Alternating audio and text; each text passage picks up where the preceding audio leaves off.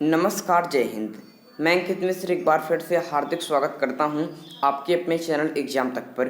दोस्तों, हिस्ट्री की 10वीं क्लास लेकर एक बार फिर से आप सबके समक्ष उपस्थित हूं और आज की क्लास में हम पढ़ने वाले हैं बहाउद्दीन बलबन के बारे में। दोस्तों, बलबन एक बहुत ही इंपॉर्टेंट टॉपिक है, इसलिए इसको हम बहुत ही डिटेल में पढ़ेंगे और 2 दिनों में इसको समाप्त करेंगे। चलिए दोस्तों, आज की क्लास यहाँ पर स्टार्ट करते हैं और पढ़ते हैं बलबन के बारे में। तो यहाँ पर दोस्तों, अगर आपने पिछली क्लास ली होगी तो आपको विशेष रूप से पता होगा कि पिछली क्लास में हमने नासिरुद्दीन महमूद के बारे में पढ़ा था। नासिरुद्दीन महमूद के बारे में पढ़ा था और नासिरुद्दीन महमूद का जो कार्यकाल था दोस्तों, यह 1246 से लेकर आपके 1265 ईस्वी तक रहा था। और किस प्रकार से यह एक सीधा साधा व्यक्ति था और इसके समय में बलबन जो है वह दोस्तों आपके लगातार उच्च पदों पर जाता रहा। और मैंने आपको बाद में बताया था कि 1265 ईस्वी में बलबन ने ही आपके नासिरुद्दीन महमूद की हत्या करके स्वयं आपके दिल्ली की गद्दी पर बैठा था। कौन? आपके बलबन। किसकी हत्या करके? नासिरुद्दीन महमूद की हत्या करके। यह इमामी और इब्न बतूता जैसे लेखक बताते हैं। अब दोस्तों यहाँ पर पढ़ते हैं किसके बारे में। अब हम आगे बढ़ते हैं और पढ़ते हैं आपके बलबन के बारे में, जो आज का हमारा टॉपिक है। दोस्तों, बलबन की बात करते हैं तो इसका कार्यकाल विशेष रूप से याद रखेंगे 1265 से लेकर 1287 ईस्वी तक। तो कुल 22 वर्षों का आपके 22 ईयर का इसका कितना रहा? आपके कार्यकाल रहा। क्या रहा दोस्तों? उनके टेन्योर रहा, कार्यकाल रहा। कभी कभी पूछ लेता है कि बलबन का कार्यकाल कितना था, तो बलबन का कार्यकाल आपके 22 वर्षों का था। अगर आपसे पूछ ले कि कब से लेकर कब तक रहा, तो 1265 से लेकर 1287 ईस्वी तक बलबन दिल्ली की गद्दी पर आसीन रहा। चलिए दोस्तों, अब हम कुछ इंपॉर्टेंट टॉपिक की तरफ बढ़ते हैं और इसको आप अपनी नोटबुक में नोट करते चलेंगे, तभी आपके लिए अच्छा रहेगा। बलबन की दोस्तों बात करते हैं तो बलबन इसका जो स्वामी हुआ करता था, अपने स्वामी इल्तुतमिश।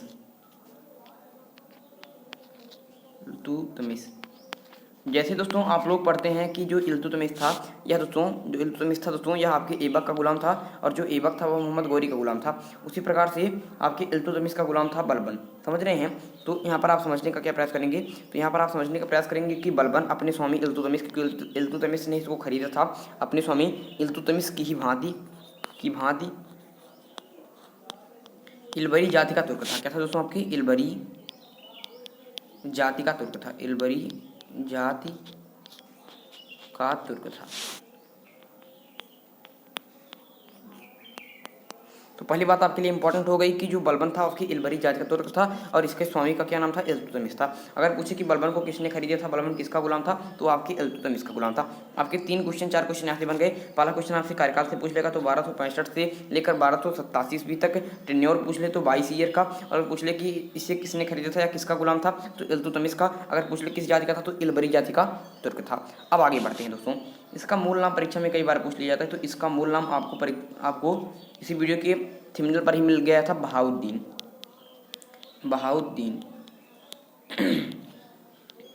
यह क्या हो जाता है दोस्तों? यह इसका हो जाता है मूल नाम। तो इसका मूल नाम क्या दोस्तों? इसका मूल नाम आपके बहाउद्दीन था। ये सब इंपॉर्टेंट फैक्ट हैं और इसको आपको क्या करना है? याद ही करना है। दोस्तों, बलबन की बात करते हैं तो इसके लिए एक ऐसी इंपॉर्टेंट बात है कि यह एक ऐसा दोस्तों दिल्ली सल्तनत का एक ऐसा व्यक्ति था जो सुल्तान न होते हुए भी सुल्तान छत्र का उपयोग किया। ये इंपॉर्टेंट बात है, सुल्तान न होते हुए भी सुल्तान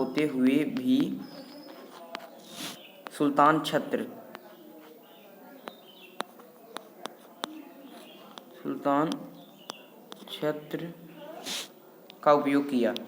का उपयोग किया। तो ये इंपॉर्टेंट बात है बलबन के लिए कि बलबन सुल्तान न होते हुए भी, सुल्तान नहीं था उसके बाद भी इसने जो सुल्तान छत्र धारण करते हैं उसकी सुल्तान छत्र का उपयोग इसने किया था। किसके समय में? आपकी नासिरुद्दीन महमूद के समय में।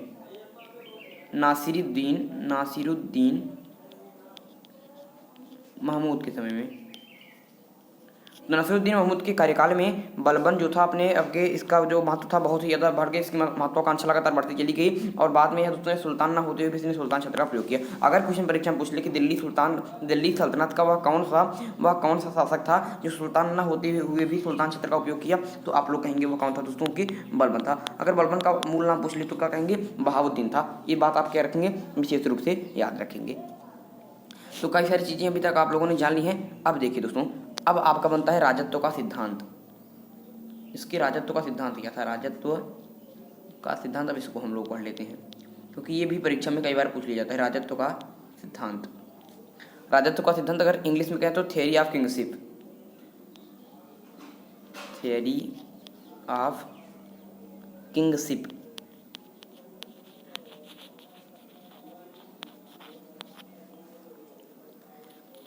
यहाँ पर दोस्तों थ्योरी ऑफ किंगशिप की बात करते हैं तो इसके लिए इंपॉर्टेंट क्या रहेगा आपके लिए इंपॉर्टेंट है क्योंकि बलबन दिल्ली सल्तनत का ऐसा प्रथम सुल्तान था, आपके दिल्ली सल्तनत का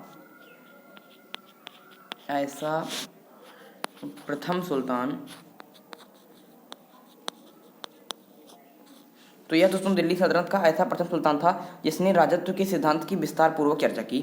आपके जो राजत्व का सिद्धांत है, आपके थ्योरी ऑफ किंगशिप है, थ्योरी ऑफ किंगशिप है, इसका विस्तार पूर्वक चर्चा किया, विस्तार पूर्वक चर्चा की। मैं इसको डिटेल में इसलिए लिखा रहा हूँ, आप लोग भी लिख दीजिएगा क्योंकि क्वेश्चन में कई बार पूछा गया है कि दिल्ली सल्तनत का वह कौन सा सुल्तान था जिसने आपके राजत्व के सिद्धांत की विस्तार पूर्वक चर्चा की। तो आप लोग क्या कहेंगे? तो आप लोग कहेंगे कि वह कौन था? आपके बलबन था। कौन था? आपके बलबन था। ये सब क्वेश्चन आपसे पूछ लिए जाते हैं, इसलिए इस बात को क्या रखेंगे? अपनी नोटबुक में नोट करते चलेंगे। बहुत ही इंपॉर्टेंट बातें यहाँ पर मैं आपको बता रहा हूँ। ये सब चीज़ें क्या होनी चाहिए? आपको विशेष रूप से याद होनी चाहिए। अब बात कर लेते हैं कि जो ये विस्तार पूर्वक चर्चा है, ये विस्तार पूर्वक व्याख्या है, ये कहाँ पर हुई थी? मतलब किसी ग्रंथ में या फिर किसी अध्याय में इसको आपकी चर्चा हुई होगी, तो वो कौन सी? ये भी परीक्षा में पूछ लिया जाता है। दोस्तों आपकी बर्नी का नाम आप लोगों ने सुना होगा, इतिहासकार बर्नी, इतिहासकार बर्नी, इसका नाम आप लोगों ने सुना होगा। और बर्नी का एक प्रसिद्ध ग्रंथ था, इसका भी नाम आप लोगों ने विशेष रूप से सुना ही होगा, और जिसका क्या नाम दोस्तों? जिसका नाम था तारीख़ फिरोज शाही, तारीख़ फिरोज शाही।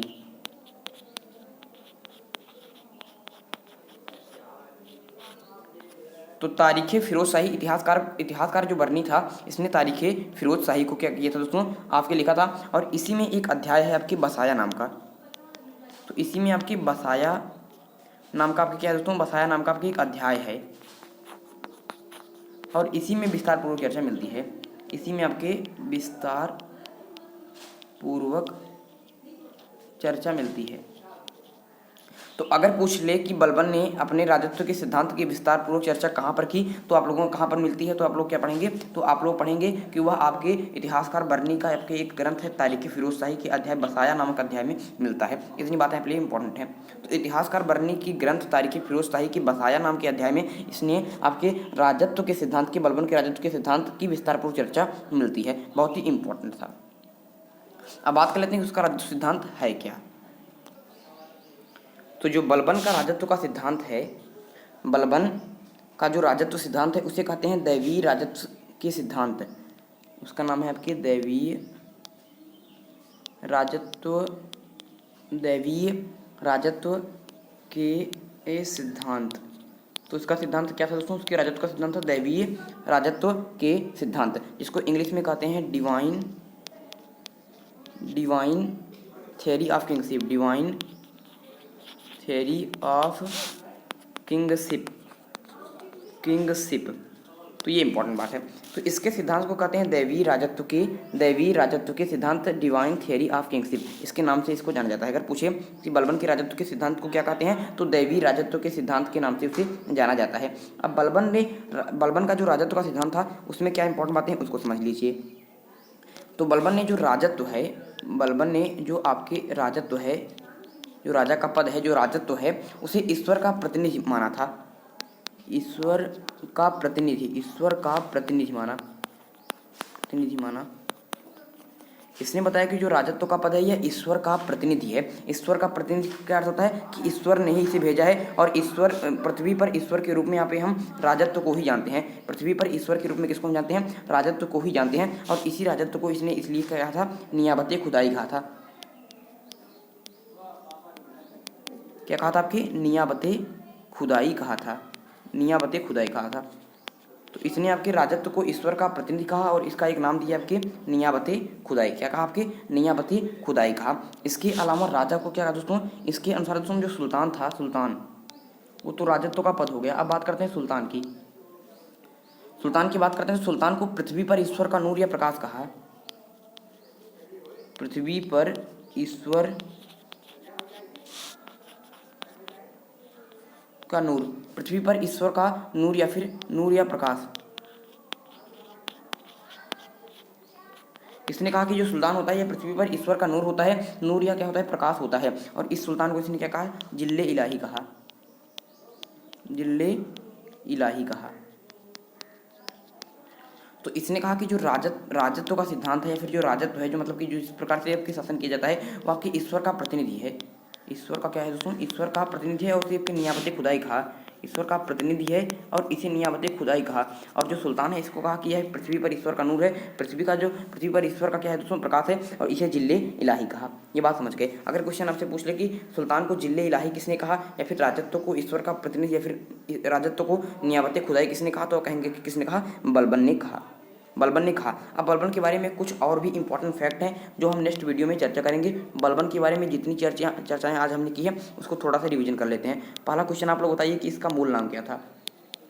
मैं आपसे क्वेश्चन पूछ रहा हूँ, आप इसका उत्तर दें, इसका मूल नाम क्या था। दूसरा क्वेश्चन आपसे ये रहा कि तारीख फिरोज शाही किसका ग्रंथ है। तारीख फिरोज शाही किसका ग्रंथ है, किसने इसको लिखा है। और ये बताइए कि किस अध्याय में बलबन के राजत्व के सिद्धांत की व्याख्या मिलती है, किस अध्याय में। ये क्वेश्चन आपसे रहा। अगला क्वेश्चन आपसे रहा कि इसने सुल्तान को क्या कहा। इसने सुल्तान को क्या कहा और इसने राजत्व को क्या कहा। ये दोनों बातें भी क्या आप लोग क्या करेंगे? बताएंगे। और इसका राजत्व का जो सिद्धांत था, इसके राजत्व का सिद्धांत को किस नाम से जानते हैं। राजत्व के सिद्धांत की कई सारे क्वेश्चन मैंने आपसे पूछ लिए हैं, आपको इसी लाइन में बता देना है। तो अब आप लोगों ने उत्तर अगर मिला लिया होगा तो हमारा उत्तर आप लोग मिला लीजिए। पहली बात तो मूल नाम क्या था दोस्तों? इसका मूल नाम आपके बहाउद्दीन था। क्या था दोस्तों कि इसका मूल नाम आपके बहाउद्दीन था। जिनका सही उत्तर है वो बहुत ही आपके तारीफ के योग्य हैं। तारीख फिरोज शाही किसका ग्रंथ है, तो आपके बरनी का ग्रंथ है।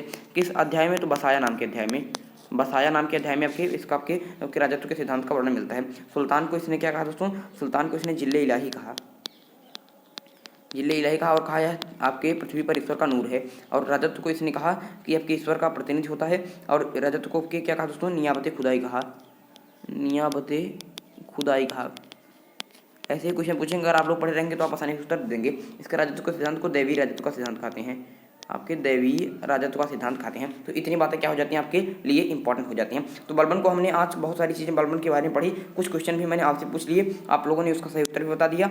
अब दोस्तों बलबन के बारे में जितने इंपॉर्टेंट फैक्ट बच जाते हैं उसको हम नेक्स्ट वीडियो में पढ़ेंगे। अगर दोस्तों यह वीडियो आप लोगों को अच्छा लगा होगा तो वीडियो को लाइक अवश्य कीजिएगा और चैनल को सब्सक्राइब भी अवश्य कर लीजिएगा, क्योंकि यहाँ पर इतिहास के लगातार नए वीडियो आपको मिलते रहते हैं। बलबन के दोस्तों हम 1, 2 या फिर 3 वीडियो में इसको समाप्त करेंगे। और इसके बाद दोस्तों हम आपके एक वीडियो में कैकोबाद एवं कैमर्स को समाप्त करके गुलाम समाप्त कर देंगे और उसके बाद हम खिलजी वंश की तरफ चलेंगे। दोस्तों जिस प्रकार से मैं आपको हिस्ट्री पढ़ा रहा हूँ, मेडुअल हिस्ट्री बहुत ही धीरे धीरे से आपको पढ़ा रहा हूँ, और इस प्रकार से गुलाम वंश जितनी विस्तारपूर्वक मैंने आपको बताया वैसे कोई आपको जल्दी इस प्रकार से कोई पढ़ाता नहीं है। तो अगर आपको इस प्रकार का अवसर मिल रहा है तो आप लोग इसको दोनों हाथों से इसका लाभ उठाइए। जितने हमारे CHS के विद्यार्थी हैं, उत्तर प्रदेश लेखपाल की जो तैयारी कर रहे हैं, UPSI की तैयारी कर रहे हैं, TPC ग्रुप D या SSC की तैयारी कर रहे हैं, आप सभी को यहाँ पर क्या करना है दोस्तों, इस क्लास को दोस्तों देखना है, लाइक करना है, शेयर करना है, सब्सक्राइब करना है, क्योंकि आपके लिए बहुत ज़्यादा इंपॉर्टेंट वीडियो यहाँ पर बनते हैं। तो चलिए दोस्तों आज के लिए आपसे लेते हैं विदा। अगले वीडियो में एक नए टॉपिक के साथ फिर होगी मुलाकात। तब तक के लिए मुझे दीजिए इजाज़त। मैं हूं अंकित मिश्र और आप देख रहे हैं एग्जाम तक। धन्यवाद।